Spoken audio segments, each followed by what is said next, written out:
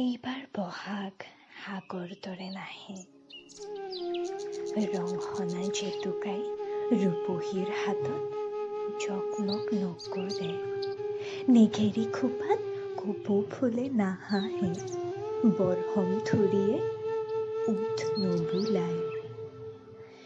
অৱশ্যে প্ৰকৃতিয়ে নিজৰ কাম কৰিবই, গছ লতা বিৰিখে পাত সলাবই, বহাগ সময়ত আহিবই, কুলি কেতেকীয়ে মাতিবই। নহয় মাথো ৰূপহীহঁতৰ গৰকাৰ দপদপনি, মাকুৰ খিটখিটনি, আঘোণীৰ ঢেঁকীৰ গুমগুমনি, চোতালত হুঁচৰিৰ দপদপনি। এয়া হেনো প্ৰকৃতিৰ সাল সলনি। চিৰা পিঠা গোটাই আনিবলৈও মানুহ গৃহবন্দী।